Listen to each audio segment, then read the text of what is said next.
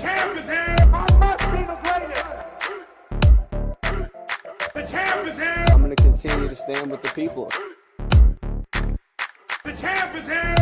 I will not lose. I'm a bad man. I shook up the world. Yes, welcome. You could have been anywhere in the world, but you are here with we. My name is EJ, and I got my man.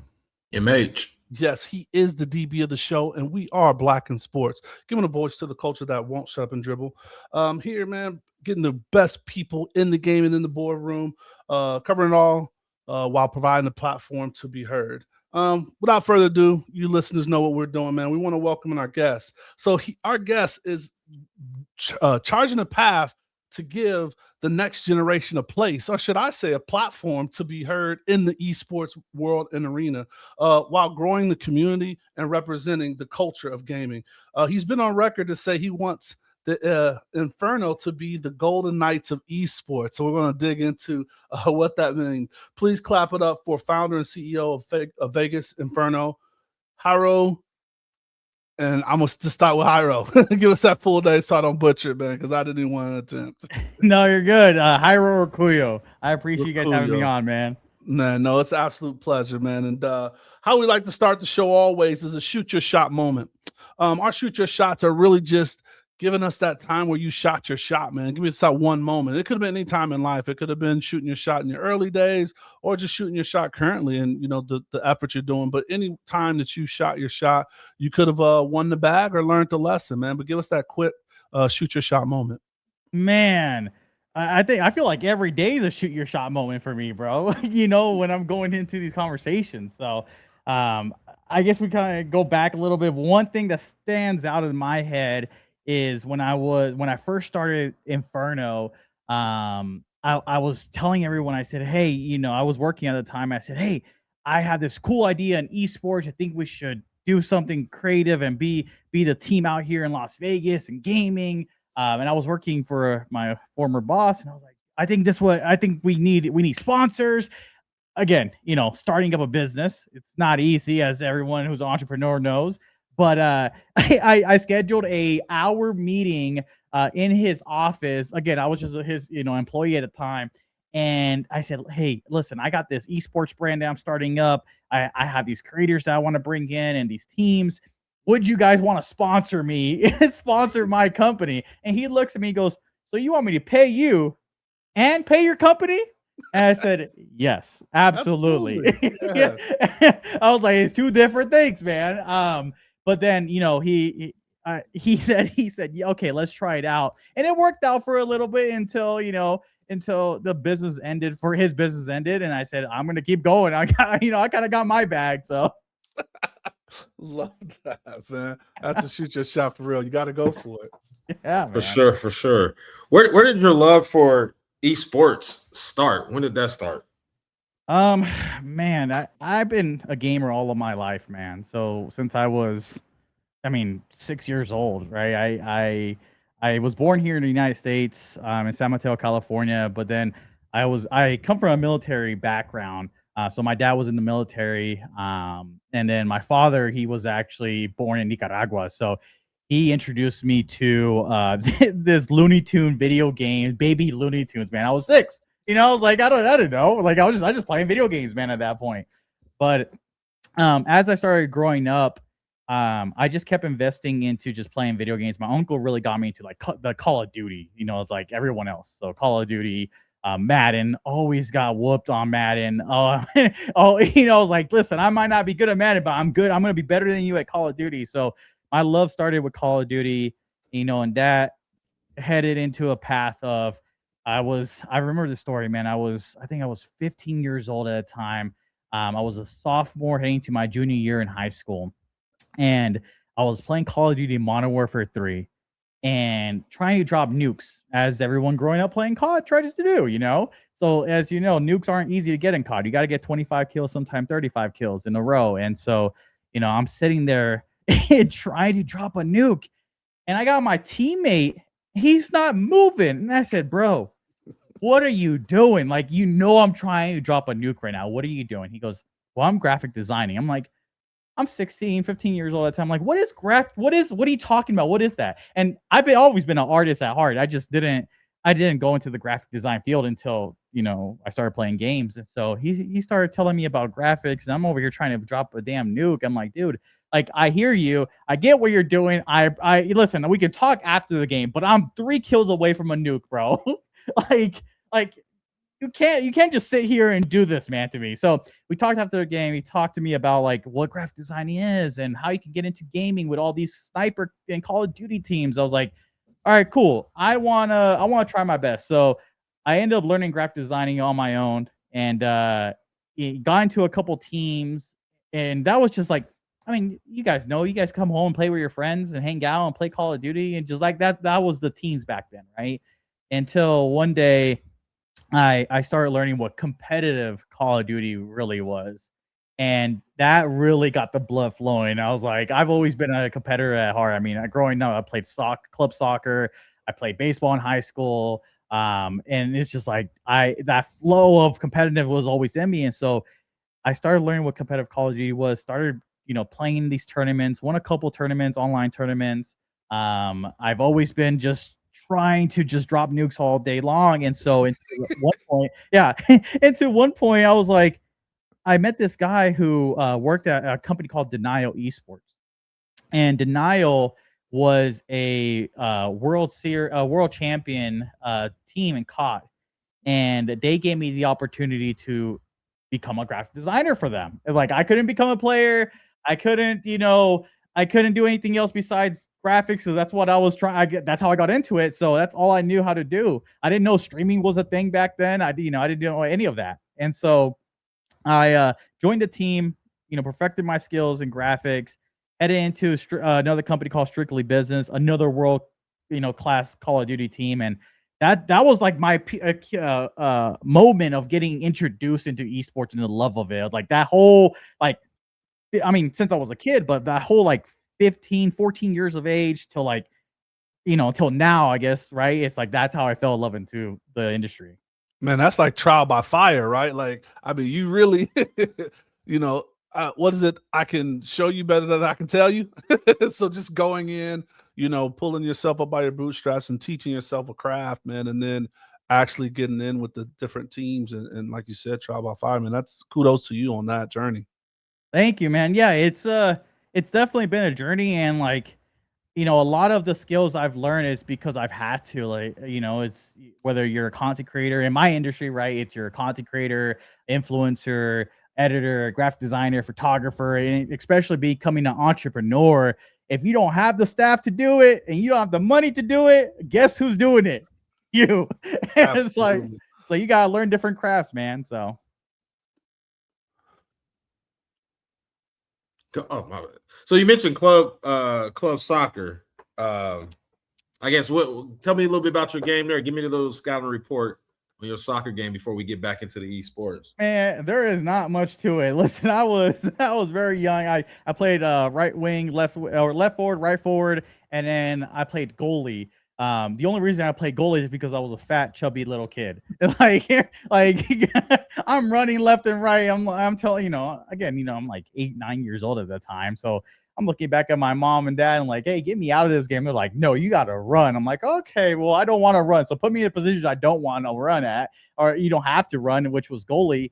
So I really enjoyed that position. And then a funny story, as I started graduating high school around my junior, senior year, I never tried out for soccer. And I said, okay, let me just try it out. I have a background in it. I remember the coach telling me like, hey, you have what it takes. If you would have been a junior at that time, I would have put you on JV and in varsity for senior. And I'm like, you're telling me this now, and Right. but it goes to show you, try everything in life, because if you don't try, you don't know how good you are at it. No, that's a fact. So, in Cali, what was like the e-gaming kind of community like? And we'll get like more of the business side and what you do, but how was that community growing up? You were able to find some lanes, but how was it like early on? Well, so like I mentioned, right, I come from a military household, so um my father was born and raised in Nicaragua. I spent some time over there. I was born here in the United States. And then my mom met my my dad, and where he was, transitioning from active military, E7 now, retired E7 in the Navy. So we went from Las Vegas to back to California and San Diego, spent 2 years of my life there, then went to Tennessee, spent 2 years of my life there, came back to Vegas, and then the rest of my life obviously here. But growing up, it was kind of strange, man, because playing video games isn't as popular or wasn't as popular as it was back then, right? As it is now. And so Do I know? and it's like growing up, I would always tell my family, like, listen, this is the next biggest thing, I'm telling you guys. And listen, all people my age right now have the same exact story, because as a parent, how are you supposed to know? How are you supposed to know that this is like, you don't know, man. Like, you're listening to a 12-year-old kid, like, mom, this is the next biggest thing. Okay, you're 12, shut up and go play outside. But it's like, growing up, it was very difficult to make friends, because people just didn't play video games like that. I mean, the people now, right? Like, you go outside, everyone plays Madden or Call of Duty or some type of game. Back then, it was like, you play video games, you must be a nerd. And like, yeah, I guess it is what it is at that point. And so it was definitely difficult, but I felt that being online and having that atmosphere of people who are there gaming with you, that's where I met my friends till this day. Like, my best friend, who I've been friends with 16 years, bro. I met in a Call of Duty lobby. I met, being the same team as him. So gaming really changed my life and really helped me, become the man I am today. If I didn't play video games, and I mean, I don't know where I would have been at. No, that's real. Go ahead, mate. I have so many follow-up questions, but we'll get more Sure. into it. But number one, I guess, what was that first system, or what were you playing on? What was that? Was it, I think, the NES? NES, it was that. Yeah, it was the old school one, bro. It was like the gray controller with the blue, like there's only two buttons. Two buttons. Yeah, only two buttons, bro. And so, listen, I was young, dude. I didn't know. I just knew how to jump and I knew how to control the map. But again, it was like, what the game was Baby Looney Tunes, and it was like, if you think of what Super Mario was back in the day, it was a copy and paste. It was just Baby Looney Tunes. And so, like, now realizing, it's like, I was 6 or 7 years old playing this game, and I knew exactly what I was doing. That to me, that's insane. I was like, a 6, 7-year-old playing video games, knowing exactly how to maneuver in the map and controller. I was like, what? No, that's definitely like the adaptive skill. And I heard the quote, I think it was you, but like, just kind of, we soak up so much stuff is talking now. Everybody plays game. Like, everybody is gaming. And of course, there's different level, or maybe how it's respected, right? Like the e-gaming that you do is, of course, on a different level. But then you just talk about the person that's playing Candy Crush on their phone, right? Or playing, like, there's all kinds of apps right now that we do to kind of split our time. And then we don't understand and think about, like, how connective that community is, and just at its different levels and forms. So kind of jumping into we call it In the Game. This is the career section, just talking more about the business side of this. And we've heard, like, how it started, right? Like, and you've done other shows and spoke on that. People can definitely read that. But just really want to jump into that statement you made is, you wanted Inferno to be the VGK of esports. Was that like the mantra off the top? Like, kind of explain where that came from and how that statement came to be. Yeah, man. I always say I learned from my mistakes, right? It's like, you never fail in life, you always learn from it. And so for me, I started a couple other companies in esports. One was called Royal Flush 7. Again, Vegas, right? We're like, hey, let's do poker. And then that got rebranded into the Las Vegas Minigunners, and that only lasted for maybe 6 months, maybe if that, just because, unfortunately the shooting happened here in Las Vegas. And so I was like, we're not gonna do that. We're gonna rebrand to something different. So, it really took my time to, research what we want to be, what the branding looks like, what our name should be. It all comes and stems from Dante's Inferno, the poem, right? And obviously, it's always hot here in Las Vegas, so it's like, that's what we're known for. And then the different sins, right? We're in Sin City, so it's like, okay, well, there's different animals in the poem. We picked the lion; it represents strength, right? And so we started realizing of beyond just starting a company in Las Vegas and starting another esports brand, what can we do to really affect esports in a positive way? And that's been our motto since we started, right? And that headed into, okay, we want to affect esports in a positive way, but we want to do it here in Las Vegas. And the reason why is because there's been other esports teams in the past that they've tried to do it, right? They've tried to have their home base here in Vegas, but listen, I'm not born in Vegas, but I say I'm from Vegas. If you're not from Vegas, you don't understand Vegas, man. If you think it's just a strip, that's all you'll ever think it is, right? And so there's if you're obviously here, it's much more than that, right? It's much more than that. We're a really tight knit community. As big as we are, everyone eventually knows someone, bro. And so the biggest thing for us is like we want to do it the right way, and that's when the time when Golden Knights started coming around, right? It's like the Knights were super impactful, right, for us, for the city of Las Vegas. They really came in a time of need that we really needed something to really gravitate to that was positive for the city. And so for us, it's that I started thinking of what they're doing is like, why can't we do the exact same thing, but in gaming and build that community and build something that is a sense of belonging.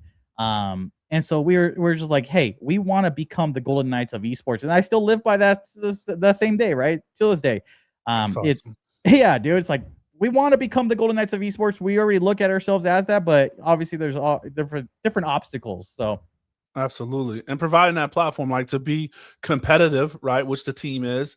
And then also, excuse me, the community aspect, which is really big. And it was awesome to see how the Golden Knights and all of their teams that come here really recognize that Vegas is a community. Back to what you said, that the bigness and the smallness of the community both fit. So no, man, that's amazing to have that behind it.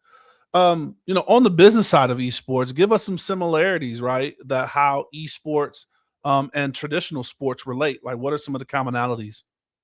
Um, man, there's so many. So I start with the one that off the top of my head. Influencers are like your athletes. Your players are like your athletes, right? It's obviously they're two different sides of the coin. One's a professional player that's all he's doing, whether it be Call of Duty, motorsports, whatever, and that's his whole focus, right? Just like I guess we could take it into a traditional sense of NFL athlete. Obviously, you got to train to do the other things similar to an esports athlete. But in NFL, like you have this position, that is your job, right? MLB, that is your job. And so it's the same thing, man. In motorsports or in esports, if you're racing and you're a professional driver, that is your job. If you're a professional Call of Duty player, that is your job. You have to compete at the highest level. And I say the influencers are the other side of the coin because they're not competing as traditional athletes, but if you have a great agent, of course, and the athlete wants to do it, it's getting brand endorsement deals, right? Doing all the other stuff, the extra media stuff that you have to do as a player to make that bag. Same thing as our influencers, right? You have to put in the work, you have to create the content to even get that bag, to go out there and show that personality. And I mean, that's just one of the things that are very similar to esports and traditional sports. I can give you some other ones like training, right? Like you have to train every single day, bro. Like if you're training in the NFL, MLB, or any of the professional side of things, you're training almost every single day. You're eating healthy, you're waking up on time, you're going to sleep on the right time. You're not going out to the clubs, at least some of them shouldn't be, but you're not, you're not doing any of that stuff during the season. And same thing with our professional, drivers. Like they're practicing almost every day. They're competing once a week. They're eating healthy. They're trying to go to the gym. They're getting their exercise in. So just being mentally and physically locked in is super key when it comes to the competitive side of the esports. Nice. Now, do they have coaching as well? Is there like a coach that's kind Yeah. of putting together the game plan or kind of monitoring and pushing you to a next level? Yeah, so some of the games definitely do, right? Like Call of Duty, Valorant, Marvel, Counter-Strike, the list kind of goes on. Motorsports has the commissioner in your ear, right? Your pit team that's telling you like, hey, you're running out of fuel. You have to go get some wheels. The game obviously tells you, but it's easy when you have someone in your ear telling you, like, don't pay attention to anything else, just drive. We'll let you know when you're about to hit fuel, or when you have to go in for new tires, whatever the case may be. But there's always coaches, to the point where there's days that these coaches take the teams and players in other esports title and really practice the reps and the playbook of, hey, they'll draw out the map. They'll say, player A is going to position on the left side, player B is going to position down the middle, and the list kind of goes on. But it really takes, a whole team to win that. Like, you see those championships, just like traditional sports. Talk about the different skill sets. So I play a little Madden, and I play Madden still, and I've joined a league recently, and I had no idea, honestly, what I was getting into. Not necessarily just playing Madden, because I've played Madden since I was a kid, but it's the Madden, it's the streaming, it's how people are watching you and viewing your product, as well as while you're trying to game and obviously be successful. Nobody wants to watch a scrub. So there's a lot of things that's happening at one time. How do you train your athletes, the focus part of it? Very interested in that. Yeah, man. I think a lot of the focus side of things is we use products that really help the athlete, right? Whether it's caffeine products. Obviously, there's different things in the market, right? Like, it really is. Like, I know you laughing, but it really is true. Like, for these athletes, some of the caffeine has, nootropics in it that make you focus, game better. Whether it's, I don't want to do free marketing because no one's paying me a bag, bro. But it is. Hey, don't say it until, say it unless they pay it. Yeah. So it's your product here, but there's a lot of other things that, whether it be pouches, energy drinks, vitamins that really help the player locked in. Now, when we're talking about the mental focus, that's a whole different ball game, because I've witnessed it in person and I've seen it online, where you have an athlete playing at their highest, and, like, I'll just take a Madden for example, right? He throws a pick, 20 seconds left on the clock, right? And it's for the game, and he loses. Or he fumbles, right, in the third and whatever. And so, like, it's refocusing on getting them to refocus on, like, hey, I know you made a mistake, but it's okay to make the mistake. How you have to overcome it now. And obviously it's easier said than done when it comes to being in mid-tournament versus after the tournament ends, right? But it's learning from those mistakes and doing the VOD reviews and just working with them on saying, like, we understand that you didn't win. We understand that things didn't go your way, but there's other things that you did well here and excelled at here. This is where you messed up. This is where we can fix it. And so it's working with those players to not just be focused during a tournament with products, but also be focused mentally when it comes getting prepared for the big tournament. Yeah. And then another thing that pops, I mean, I listened to one content creator about Madden. Now, like, my whole algorithm is just random things on Madden all the time. It's like, there's a lot of people that's creating content, around the release of the game, what glitches in the game, what needs to be patched, what's coming up in the next patch. There's a lot of people that just have a lot of different things, but I don't notice a lot of representation up until, and there's a couple people that's really doing it. So we talk about representation a lot on the show. What's kind of been your experience as a minority entrepreneur in this gaming industry? Yeah, man. I mean, listen, being Latino and getting into the world of esports, I think the greatest thing with esports, right, and just gaming in general, it don't matter who you are, right? Gaming is for everyone, right? It doesn't matter what race, religion, creed you are. It's gaming's for everyone. I think the biggest thing that I've dealt with is the traditional business side of things, because the esports side, I mean, listen, you talk to a gamer, they're not looking at, who you are. They're looking at what your rank is. like it's a whole different ball game, right? It's like, do you actually play, bro? Like, yeah, I actually play. So it's like, it's easy to overcome when I'm talking to these companies that do headsets, keyboard, mice, that's been in the esports space for years, because they know the game. When it comes to, non-endemic sponsors that don't understand an industry, sees another a kid coming off being an entrepreneur, Latino. I've had situations where it's like, hey, I'm Latino, I'm trying to get into, you know, a partnership deal, and I don't even get a phone call back, or where they'll talk to me and it's like, you know, I'd get ghosted the next day, right? And I could tell it's like, hey, it is what it is. I might not speak the best English, bro, but you know what? I got one of the best esports teams. Damn it. but no, I've had to overcome that. I think the biggest thing for me, bro, it's that, you know, one, God first and foremost. He's been everything I have is because of him, no matter what. Like all my success is because of him, and all the doors that's been open is because of him. And so I wouldn't be here without him.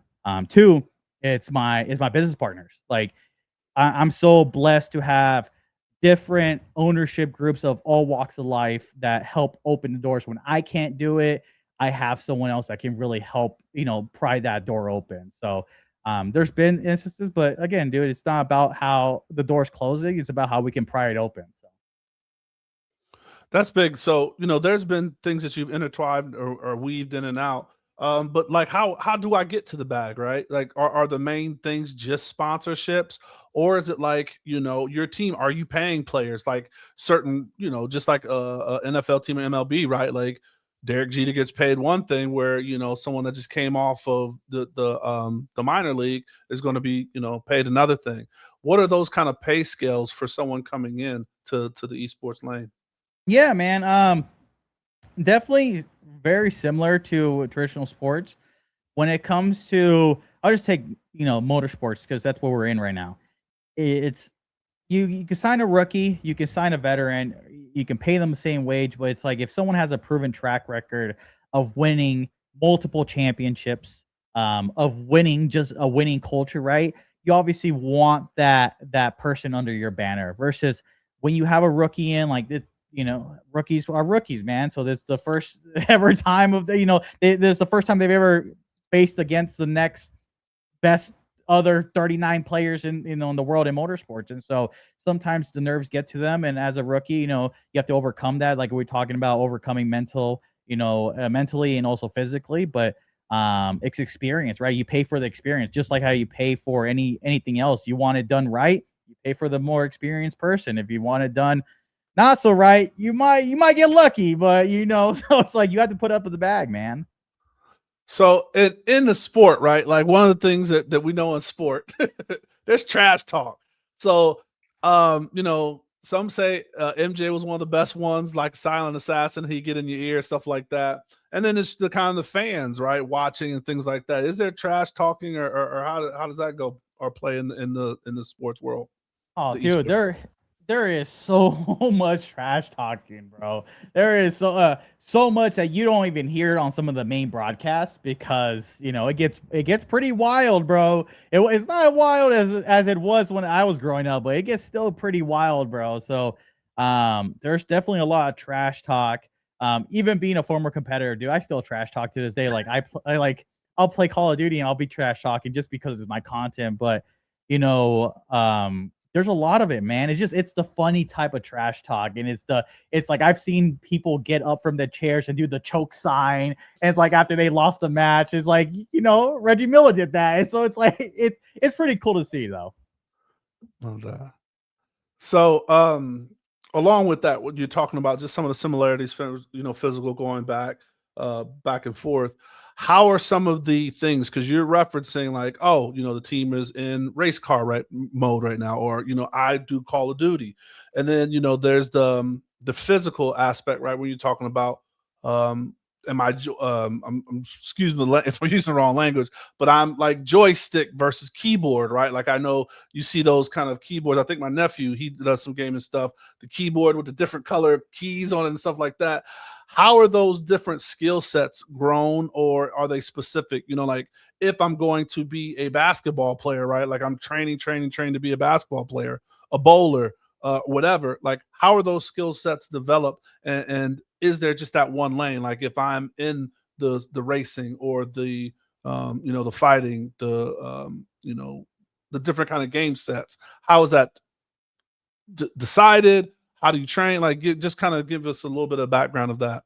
Yeah, I mean, thankfully we've have, you know, over a decade or so of just the experience of former players, right, playing and trying out different things, whether it be keyboard and mouse or controller versus fight pad. So there's different outlets. So just depends on the game of choice, right? If you're talking Fortnite, like you can play controller and you can play keyboard or mouse, but the reaction time, the movement speed is 10 times faster on keyboard and mouse versus it would be on controller. There's Oh just wow.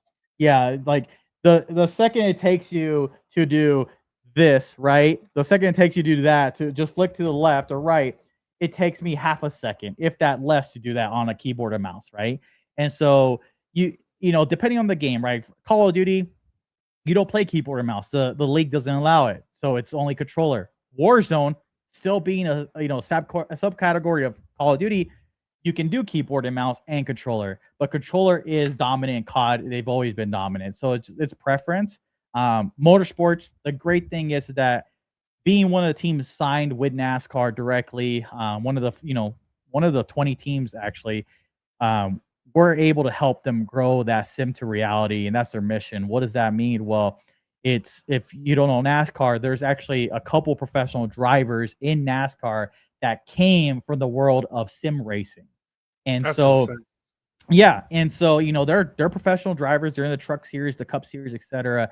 And so they're trying to tell that story. And so when we came in, we started learning that they're trying to do that. And they recently came out with, as of last year, heading to now next month, they came out with NASCAR 2025. Now it's coming out NASCAR 2026. Well, they started figuring out that, how do we get the youth, the teenagers, even the young adults started to learn how to compete in NASCAR. If they can't afford a sim wheel, which a sim wheel will cost you, a good sim wheel probably cost you $700 to $1,000, right? Just depending on what you want. That's only the wheel, and not talking about the foot pedals and the whole bucket seat and all the whole 9 yards. But they started realizing, how do we capture that demographic? And so with NASCAR 2025 and NASCAR 2026, you can now drive with only a controller, and that's the starting point. And so the starting point is, here's your introduction to motorsports and NASCAR with a controller. As you start graduating through the system, you should get a wheel and foot pedal. You should get a shifter. You should get the bucket seat, the X, Y, and Z, right? And that's just one case of all the other different games that there's so many of to choose from. So. Man, there's so many things I want to try to untangle in there. But first, I want to just talk about that's amazing when you see an art form helping something that's a traditional sport and seeing the value in back and forth, right? So just that alone is amazing. And then I love the humbleness, or just because it's every day to you to be aligned with the NASCAR. Kudos to you to be in that's small. I think you said a subset of 20. So a hand clap to you and flowers to you and the team for doing that.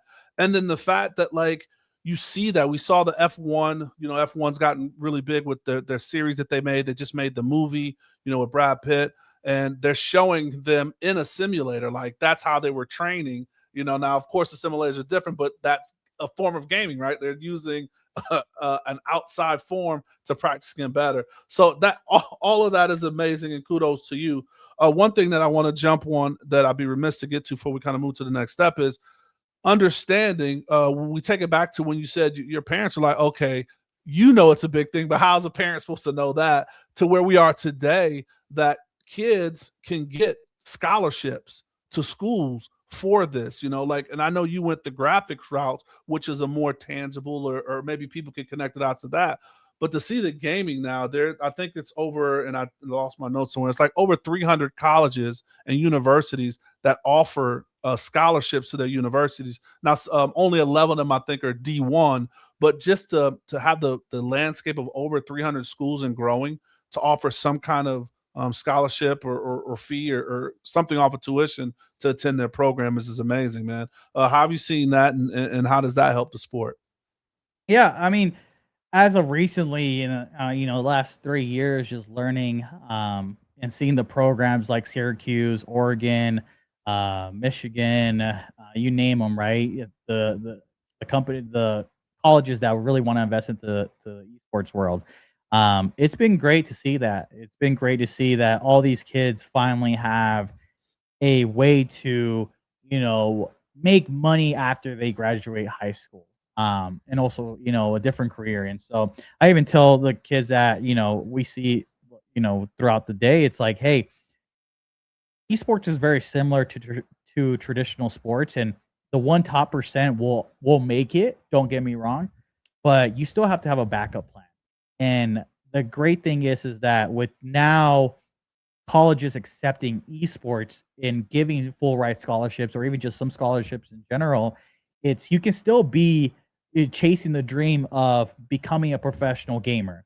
We're not telling you not to do it, but in the meantime, try to find another source of awareness within the industry that just in case you don't make it, because it's real life, man. It's real life. Like I got told no. We all get told no growing up when we play sports. I got told no at the age of 17 in baseball. Like you just don't cut it. It is what it is.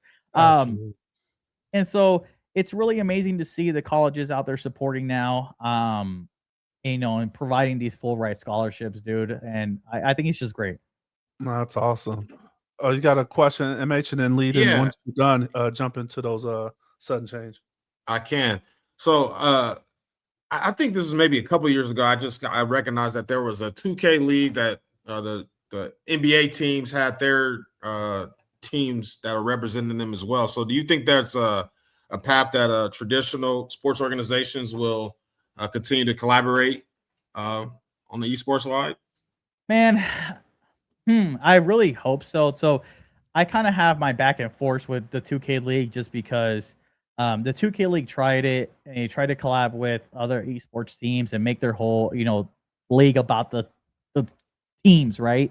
And that didn't really work out so well. And so now their whole new platform is creator focus first, team second. So when I was trying to do it and trying to get into the league, and I've had like top level meetings, right? When the league started out,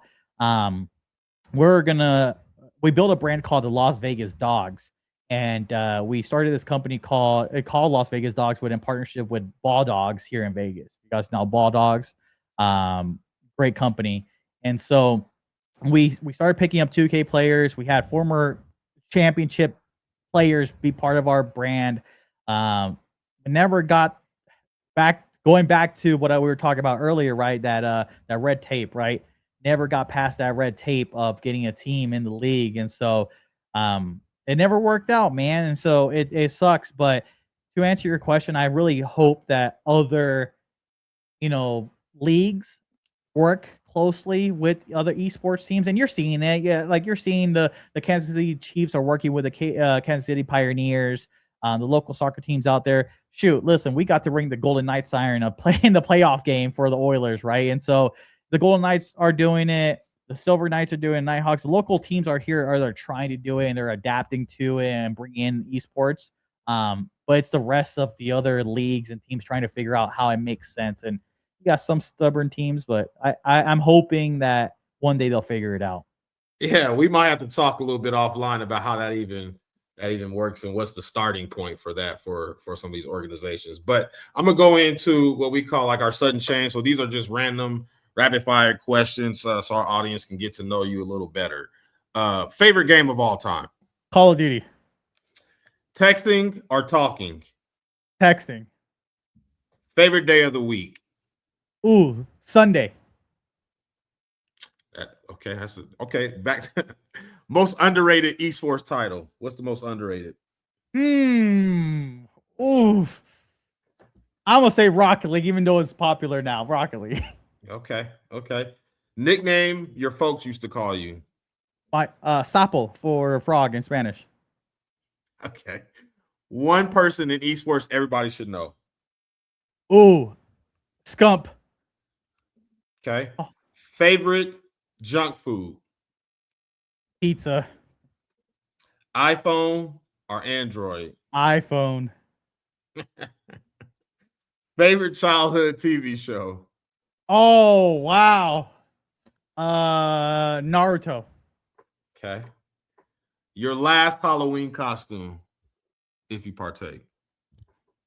Assassin's Creed was like, yeah, Assassin's Creed. That's dope. Good stuff. Okay, last one. Scale of 1 to 10. How good of a driver are you? Oh, I mean, it depends who's asking. If you're asking me, I'm saying 10. You're asking my wife, maybe a 3. Okay. Yeah. We'll average it out in there somewhere. Yeah. Love that. All right. We're gonna jump into the winner's circle. This is where we ask all of our guests what they want to promote or what they're working on or what's coming up.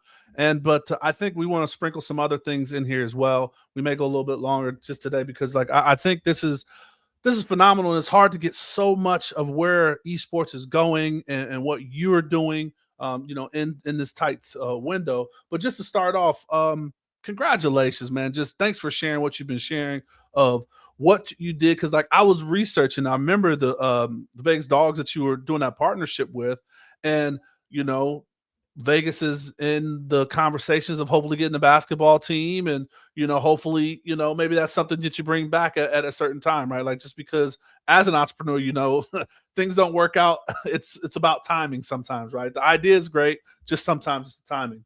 But one of the things that you were doing is are looking to open this 1,500 square foot 50,000 square foot multi entertainment center. That's one of your goals, man. Tell us about that, the genesis of it, why that goal and why now?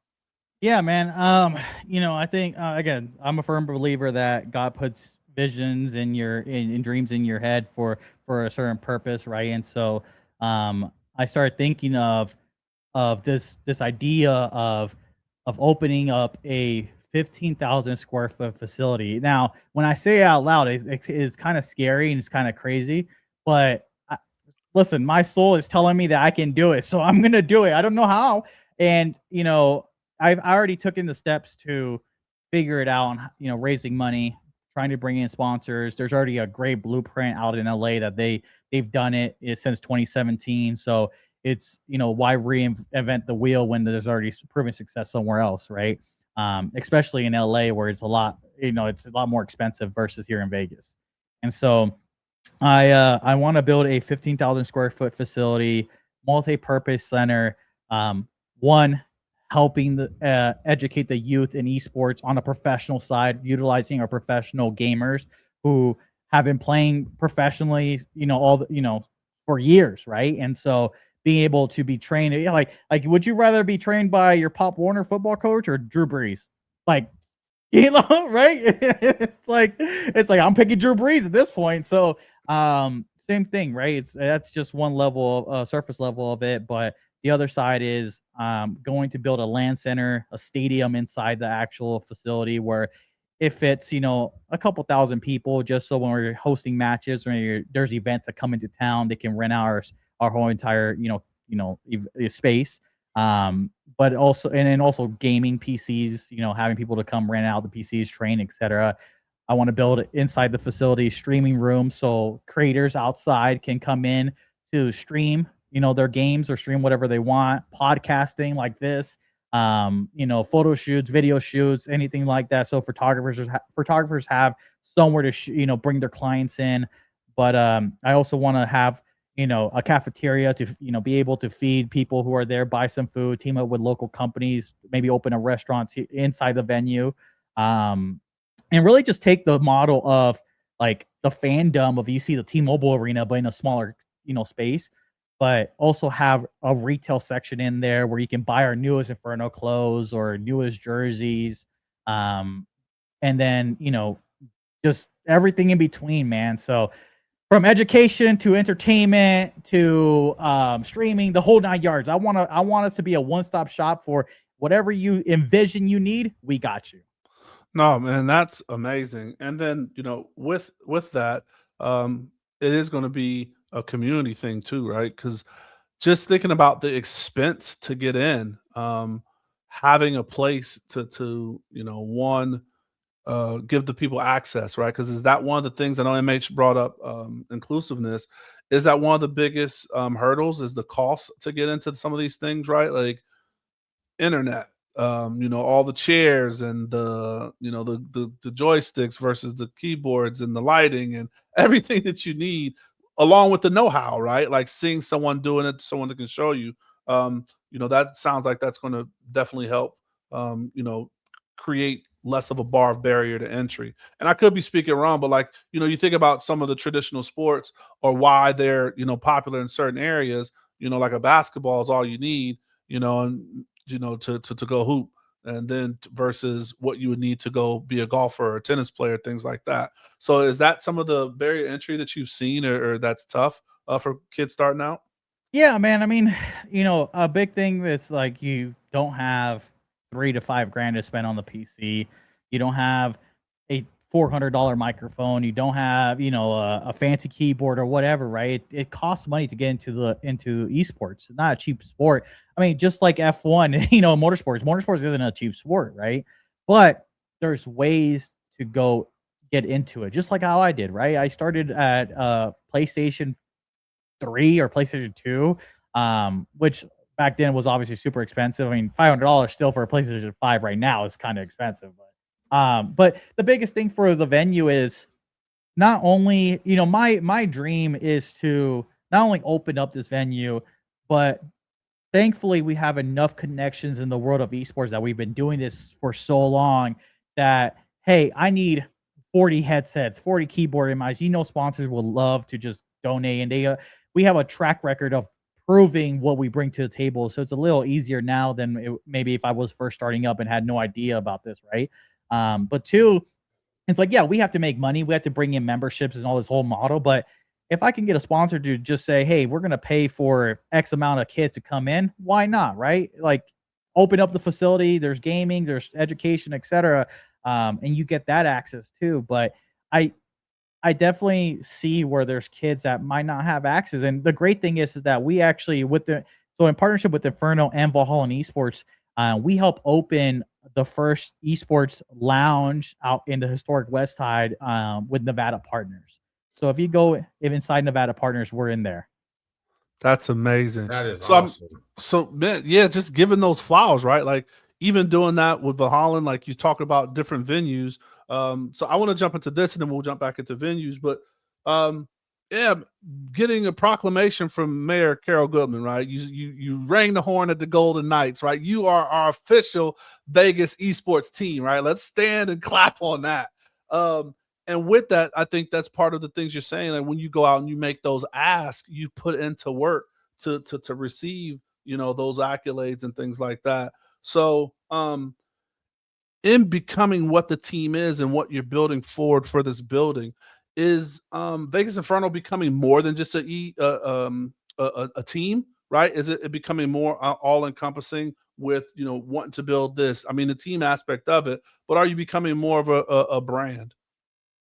Yeah, absolutely. I'm glad you mentioned it because, we started shifting our focus into being that brand, being the culture, right? It's like you and shout out to who I'm about to say, shout out to Clint Sparks, man. He gave me this quote, but you can't be in culture if you never stood in culture, right? Facts. And so, I've been able to pick his brain, just like a lot of other people in my life, and just hear him out about the gaming side. But the biggest thing, man, is like, how do we become a culture within the gaming side of things? And gaming's already a culture, right? And it's like, we started realizing, we're more than an esports brand. We're more than a competitive brand because, listen, at the end of the day, if you come home and you just want to play Call of Duty and we're not competing in COD, or we don't know any of the esports titles that we're competing in, chances are you don't know who we are. And so we started realizing that we need to shift focus, not just on the esports side, but add on more into the culture side. So what I mean by that is having streetwear, having apparel, having the gear, right? Recently we've, in the past, I'll say in the past 8 months, our new motto is ignite your fire. What does that mean? Well, it means if Red Bull and Nike had a baby, that would be us. That would be who Inferno is. And it's the same passion. If you wear our gear, hang out with our influencers, rock our merch, come to our events, go on the watch parties, anything that we're doing, you feel a sense of belonging. You feel that you can do anything. You feel like this is the vibe. I can wake up in the morning and I can feel ignited.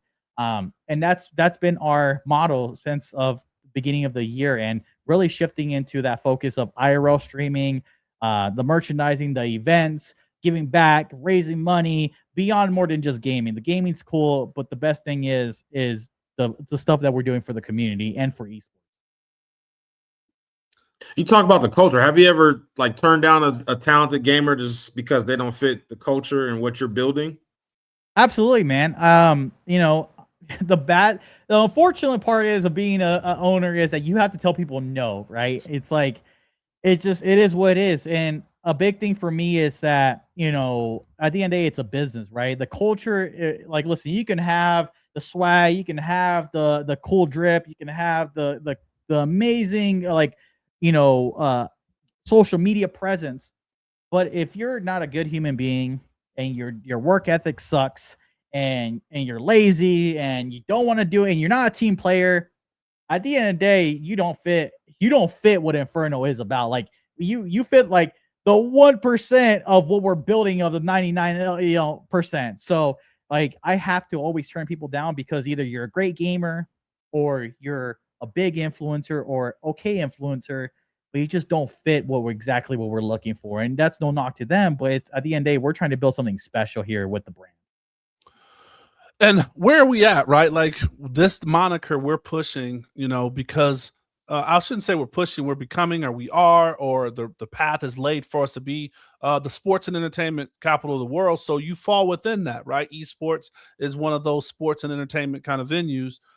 Where are we at compared to the masses? Like, are we, you know, one of those silent killers? Like, hey, like, you know, we do have HyperX, right? We do have Van Hollen. We do have you building what you're building, and hopefully, and soon, that community, that complex that LA has. We have Clinton Sparks that are doing that. Like, I love what he's doing with bringing some of those things out. Where do we stand? I think we still have a long way to go. And the only reason I mean by that is with other cities, they've welcomed in esports and they don't really have too much else going on, right? In Vegas, there's always something right now. Like I'm heading in Tough Enough after this podcast. Like Tough Enough's happening right now. And so whether it's Tough Enough, UFC, the Knights are playing, the Raiders are playing, the Aces are playing, there's a concert, or there's a party, there's clubs, right? Everything's always going on. And so esports is like ranked at like the very bottom of the totem pole because you have all these other things that we're fighting up against in Vegas.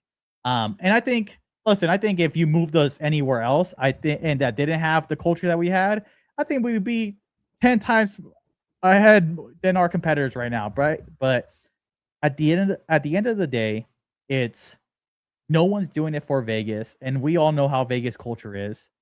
We're gonna put Vegas on the map, regardless. You know, it might take 5-10 years. It might take 2 months. You know, we can have another podcast next month, and I can be like, "Hey guys, I've have all these millions of followers now," right? And so you just never know. But the one thing is like there's no community like the Vegas community.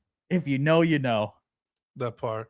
So is there a barrier to entry, right? Is that part of the issue? Because, you know, is it people don't know how to participate? I think that's a in anything you get into, right? Like either you do pickleball or you don't do pickleball, right? Like that's exploded, and as it's gotten big, you're like, okay, I've heard about it, but I don't know how I can be around it. Do you see that barrier or feel that for esports at all, or at least for Vegas?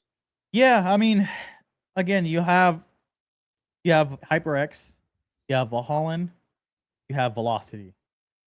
There's Game Nest in Chinatown, and I think that's it. And if I'm missing some, I'm so sorry, but I think that's the 4 that's really stand out in my head. But it's access to what are you trying to become, right? Because I think if Gamer Nest, I feel like to me it's more like arcade, fun games, video games, Velocities in a mall, bowling, bar, arcade. It really feels much like a Dave and Buster's meets esports. Then you have Valhalla, who's focused on the youth, 5 to 17, right? And then HyperX is on the strip for. Listen, no locals going on the strip, brother. Like it just is what it is, man. And it's just like it's hard because HyperX is such a great venue, and especially when you're in there. When you're in there, it's great. But I think the hardest thing that they have to overcome is not being able to get access to the locals, right? Locals don't want to go to the strip.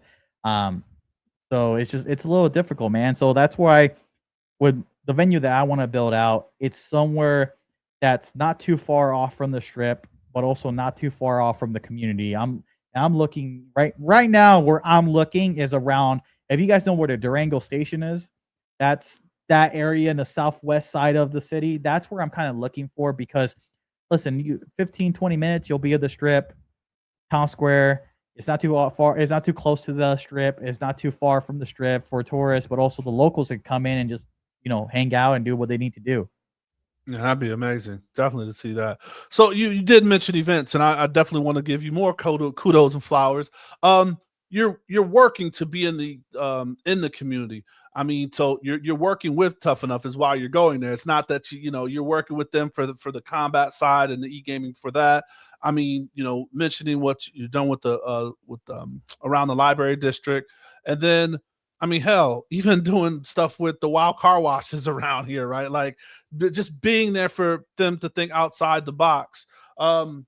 With this and the events and partnerships that you've done, like what is like working with 100 Thieves? Have you guys worked with them, and where do they come into play? I recently had a chance to go out to their headquarters or complex in LA, and it's just seeing like how they're and companies like them are working to be a part, or maybe to tell that message of e-gaming, while they're not specifically, I don't know if they host a team or sponsor a team, but they're getting more on that community brand aspect of it. How is things like that help events and tell the story of e-gaming?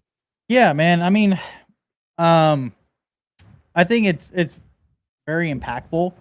I give shout outs to not just only ourselves, but also Kansas City Pioneers. I truly believe between the both of us, we've really been able to bring more of a community aspect, because listen, 100 Thieves and what they've built, Optic and Phase, what they've built their legacy brands, right? 100 Thieves came from a legacy brand, right? Nadeshot came from Optic. And so what he's built has been great. But I haven't seen the community side of things until Kansas City and Inferno started really doing it in our city. So, you can take that as you will, but and that's no knock to them. I think what they're doing is great, and that's why we're what they have out there in Vegas or in LA. Like they already have the blueprint, bring it to Vegas. But I think it's super important, man. This weekend really opened up our eyes even more, because listen, we did a booth at Wild Car Wash. Great atmosphere, great event. Chance was there from Golden Knights. Risk was there from the Nighthawks. Cheerleaders were there. Local companies were, and radio stations were there. But the amount of people that came to our booth while we were setting up, it was crazy. Like we were setting up, and there were 30 minutes in. I think half of our swag bags were gone. They were just gone, man. And so an hour into it, we were supposed to set up at 12:30. We got to 1:30. At 1:30, all our stuff was gone, and we're supposed to be there till 3, and to give you what that looks like.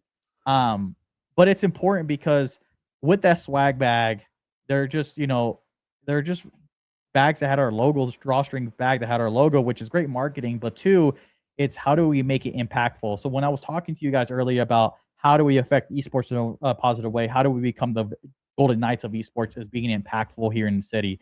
And so in that swag bag, it had a lot of different things. It had free meals from Houston's Hot Chicken, which is one of our local sponsors. Beach Cafe, which is one of our business partners. She owns the restaurant. A Valhalla free day to play. Valhalla t-shirts, lanyards, stickers. Things for teachers, things for first responders.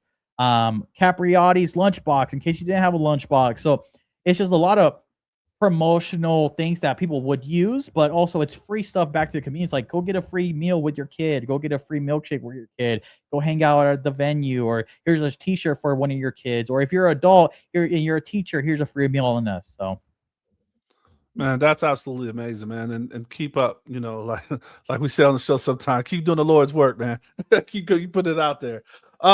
This last couple of things that I want to kind of put out there, man. We've seen like a move from the Saudis, and they're really pushing a lot in sports. We saw what they did with Live, and then now the major purchase of EA Sports, which holds a lot of big titles and brands, and has a major player in the esports and what they're creating.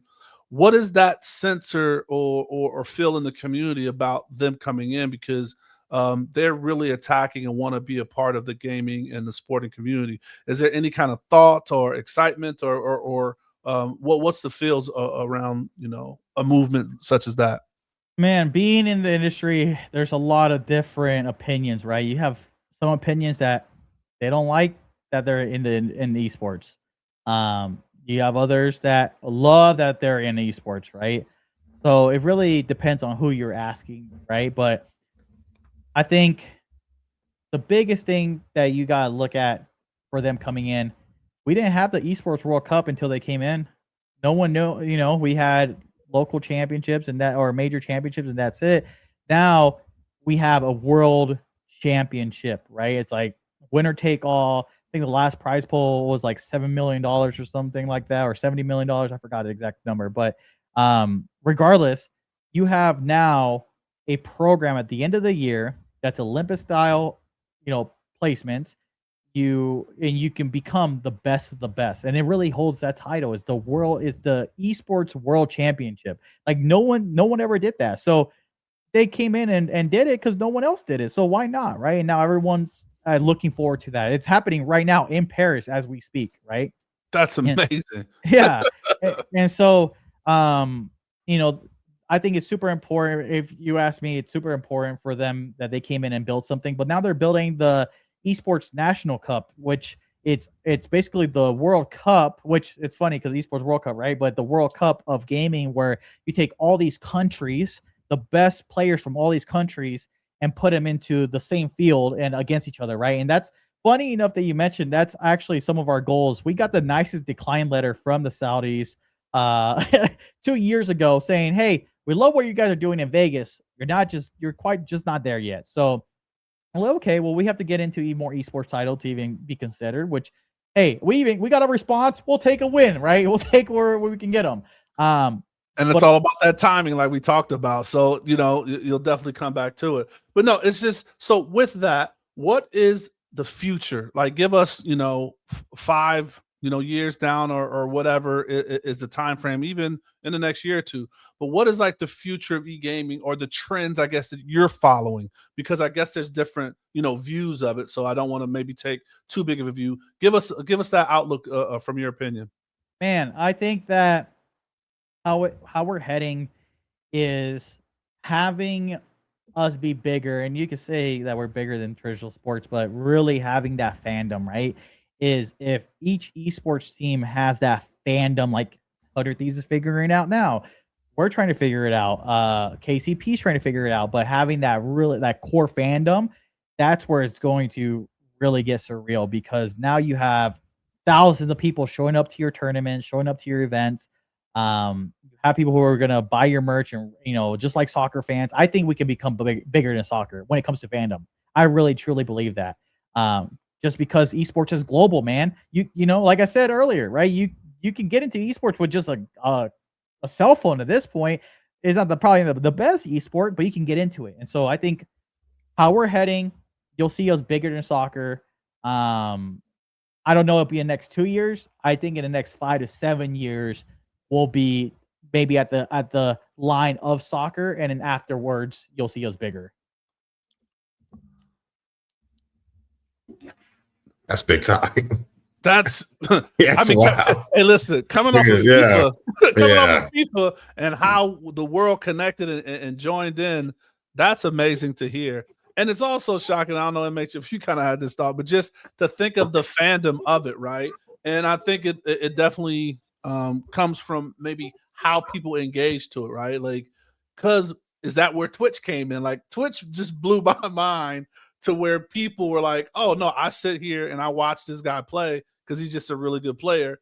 And if you respect that, or if you're learning from that, like understanding how the fandom part is going to come into play, or does come into play when you're talking about why I buy the chair that I buy, why I buy the microphone, or why I buy, the endorsements. But it was so interesting when you said the influencers, and the players, right? Like there's a whole different category of that. And that fandom is just going to be big to see that growth. So I'm definitely looking forward to watching that trend. Yeah, it should. You guys will start seeing it soon. Hopefully, now that you guys like see, a deeper dive into esports and gaming, right? But you guys will start seeing it even bigger now. I believe in the next couple of years, you'll start seeing some type of growth. There it is. With the explosion of women's sports, man, are we seeing the women and the young ladies becoming a part of esports? Are they making their moves and making their ways? Because like on the sports side, we are seeing women do amazing things on that side and just that growth. Are you seeing that? Is that trend following as well in e-gaming? Um, Or man, esports, excuse me. I would say from the youth level, not so much. From the adult level, I would say, yeah, there's obviously great female talent when it comes to esports titles. I think we need more of it. I think we need more young ladies coming into the world of gaming and esports and learning that this is more than just a male dominant sport. But also the current ladies that are in the world of gaming help educating the young girls that are coming in, the kids that are coming in, and letting them know like, hey, if I can do this, you can do it too, right? And so it's that pathway of just education, but also being open to it, man. A lot of people sometimes aren't open to having all girls team or having girls as part of your brand. And for us, like we try to bring in more female talent, whether it's influencers or professional players. The biggest thing for us, we haven't had a professional uh, player who's a woman yet, and I think that's a big thing that one day hopefully we'll have, right? Whether it be Call of Duty, Counter Strike, Rocket League, whatever the case may be. I'm looking forward to that one day, right? But we have plenty of women talent when it comes to influencers, and we need more of. But we, yeah, I think I think we just need more of that, man, and we need more of the women to come into the gaming side. Love that. All right, man. We're getting to the end, man. This is it's been awesome. Really quick, how can we support you? How can our listeners support you? Right, like you got this big push in the campaign coming up, but what are some of the ways that our listeners and we can share this message to support you? Man, if you guys want to support us for free, retweet, like, share all our stuff, the follow us. It takes 2 seconds of your time to just drop a follow, like a post, retweet a post, reshare a post, whatever the case may be. If you want to support us by the other side, buy our merch, man. We need help. Buy our merch, buy our hats, buy our t-shirts, buy our plushies, buy our sandals, buy tickets to our events, whatever the case may be, help us out. We're trying to get a better team in the world of esports in Vegas. There you go.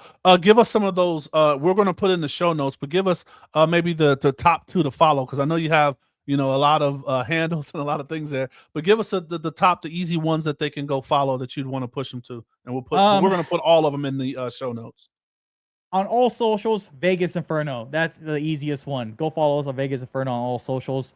And then the second one would be vegasinferno.com is our domain. And if you want to follow me, Glyphix Glyphix _ on all socials. Awesome. So we'll put that in the show notes. This is a part of the show we like to call the assist, man. This is where you get to put your coaching hat on. Give us those either words you live by, a quote that you live by, or something you would tell your younger self. But this is just that message to share with our listeners. So go ahead and give us that assist. Dude, so I think the biggest thing is I live by, don't lose sight of your dream. Don't let people tell you no, that you can't accomplish it. Dreams are not too big. If there's a dream in your head, there's a reason why it's in your head, and you can accomplish it. The last thing I want to give is John 3:16. For God so loved the world that he gave his one and only son, that whoever believes in him shall not perish, but have eternal life.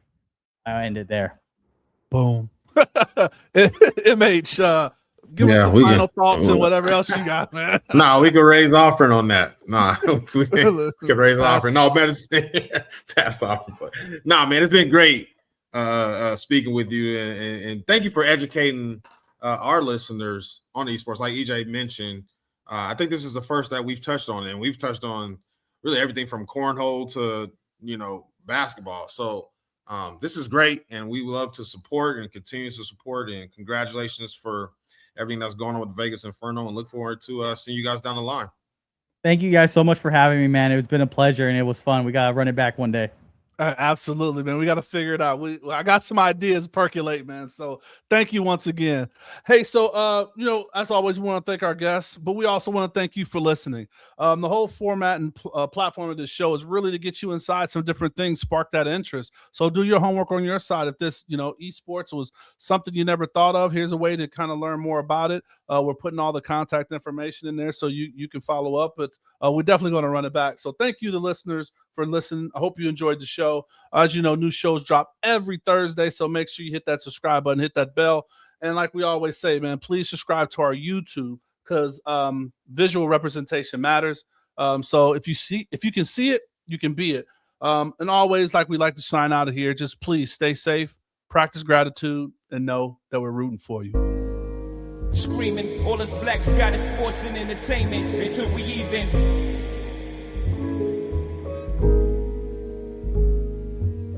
Assuming I'm rooting for everybody that's black.